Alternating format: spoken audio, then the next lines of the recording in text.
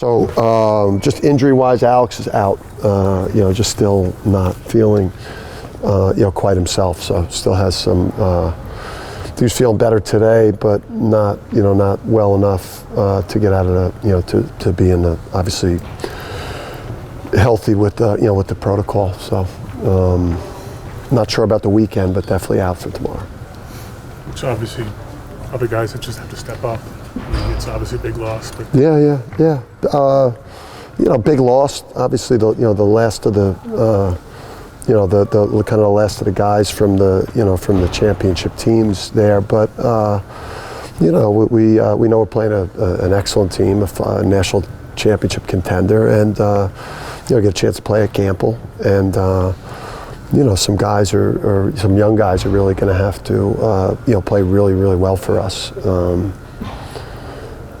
So. Dan, how do you view the kind of the challenges and opportunities of these next 3 games? Like you said the other night, it's a really long season, of course, but the next 3 games will really shape what your resume looks like and how it's viewed in March. Yeah.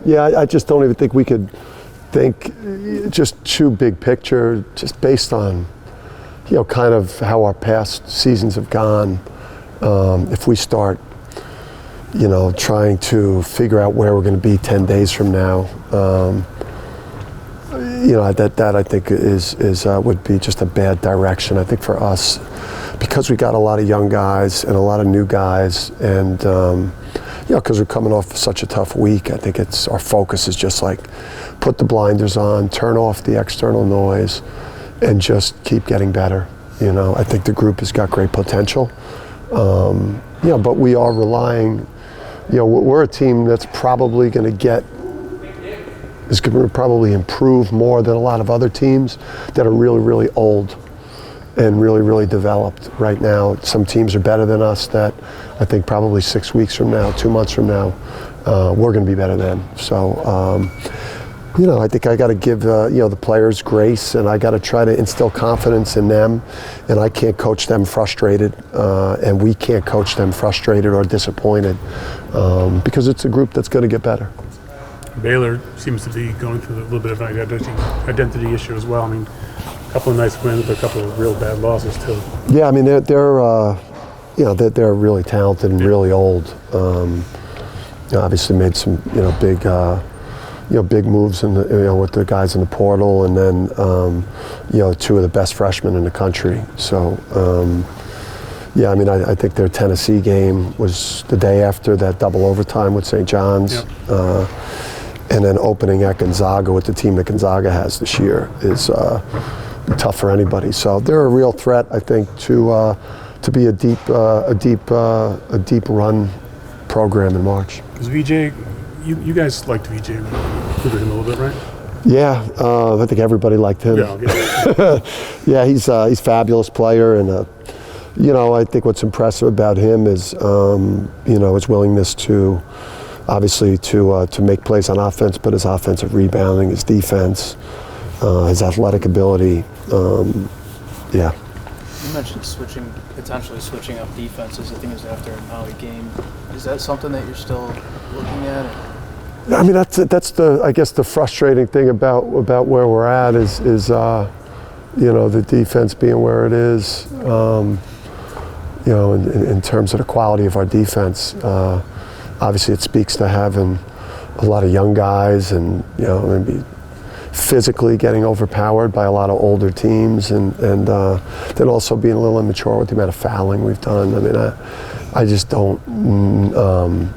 There's not a lot of teams that play like multiple defenses that are actually good on defense. So I think we could mix up some principles and different ball screen situations with different players, but for the most part, we just got to get better at what we do defensively.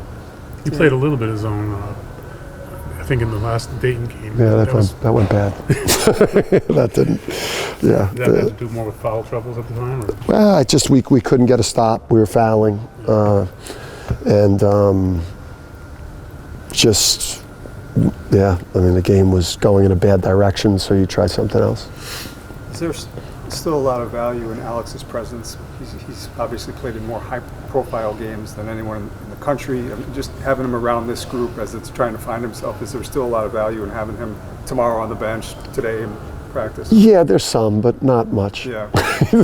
The only I mean, it's nice. I mean, listen, it's great to have Alex around. Alex wants to play. He woke up today wanting to practice full and play.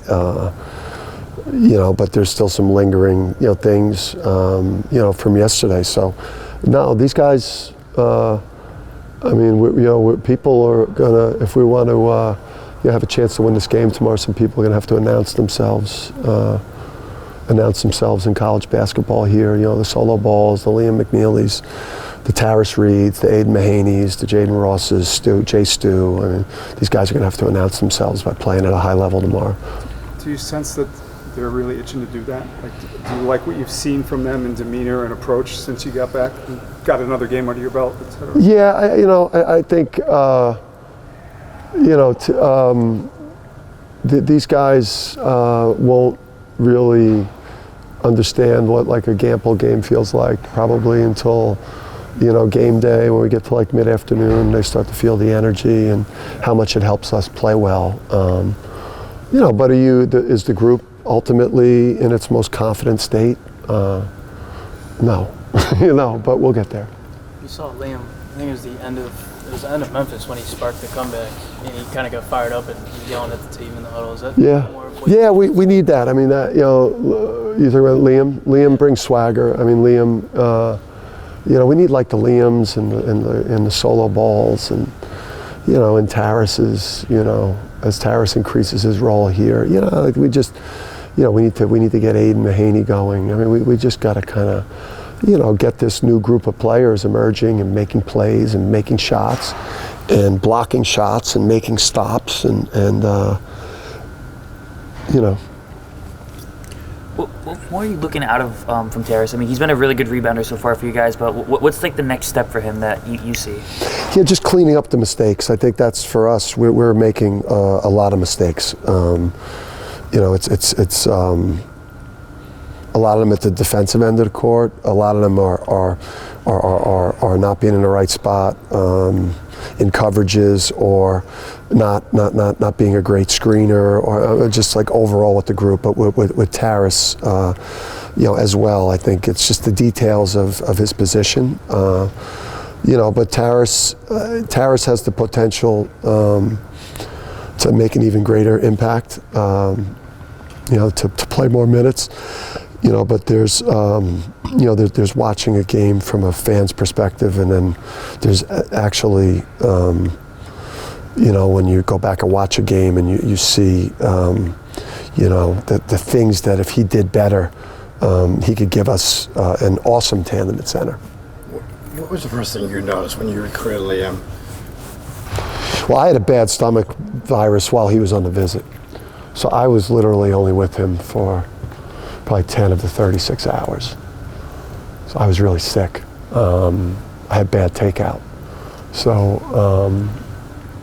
but when I did kind of pull myself together and get in the car, I realized just how serious he is about basketball, competitiveness, a toughness about him. We knew that he would have to shoulder a lot more than like Steph had to shoulder, in terms of, what Steph had around him was a little bit different. So, we knew that that we could plug him right into the lineup, and, he's getting us close to 13 points a game, and he hasn't really even started shooting the ball well yet. So I think he's just going to keep playing better and better, and this year is going to be so great for his development. Not every freshman's going to do that, going to get in the face of veteran guys that won a lot of games. He just has that special quality about him that brings people along even at such a young age. Yeah, and we need him to, because a lot of those men that hung the banners, with the exception of just a couple of guys in this year's team, they're all gone. So we need these new faces of the program to become the new faces of the program, and to carry themselves like it, to have the confidence and the swagger, and to accept responsibility for it. Do you like what you've seen out of Ahmad in the minutes he's gotten? Yeah, I like it. I think being a point guard's never easy, especially as a freshman. We're obviously searching at that position, and just trying to get more production, and we need him to keep getting better and better. I think we need his minutes to go up, but like all these players, minutes are the easiest thing for me to do, because when you're playing really well, I don't take you out. As great as Cam was for you guys, do you ever think he had a 51-point game? Oh my God, Luke said it last night. It's like, and we all were. Oh man, it's crazy. It's because Cam. It's like I texted Cam, and then the first thing out of Cam was like, what's up with the team? And like, you got to win on Wednesday. He didn't even want to talk about his 51, but I mean. Oh man, that guy, 12 threes, that guy, man. People. So that's the energy you brought last year, though, is he wanted to just, he was more all about you guys. Nah, Cam is special. I mean, listen, you win things with special people. I think we got a great staff, and we got really talented players, and you win. You have seasons like we've had recently when you just have special guys like Cam and Andre Jackson, and just people that won't let you lose, and just just have such a will. Adama Sanogo and Klingon and these guys. I mean, we've been blessed. What's it like trying to find the right approach with the team? Like you mentioned just a moment ago, you can't coach them frustrated. Yeah. You said the other night also you're going to coach them, I forget the term you used, but really ferociously. Yeah, so yeah. that becomes kind of inherent to their own personalities. Yeah. Are you kind of always going like this, figuring things out with It is, and like the people, that you respect, your mentors and the people, that you trust to critique you. You take their input, and I think our preparation and the way we practice is always going to be super intense, and but then I think on game night, just knowing what we have with this group, and that they're going to need a lot of like love, support, confidence, because it's a lot of people that have just never done it and have never been either the leading man, or pretty much everyone's in a role that they've never been in before in their life for a program that carries a lot of weight. So I mean, you look at when you go back and you watch the film, and I'm very cognizant when I'm coaching my players, just about my body language with them and my facial expressions with the players, with the team. Who was some of the people you may have gone to for advice the last couple of days? Yeah, I mean, the people that know me well, whether it's my dad or my brother or even my wife, who just doesn't know anything about basketball, but she knows the human being, and Gino, I think Gino, Seth Greenberg, the people that know me well, that know what we do here well, and I think I got, it just helped me. I think when you're where we've been, and and you're not there, and you're used to the quality being a certain way, it was jarring, it was frustrating. So I've got to, the way I approach Liam McNeeley and Aiden Mahaney and these players is, them. I'm talking about them. I'm talking about the players.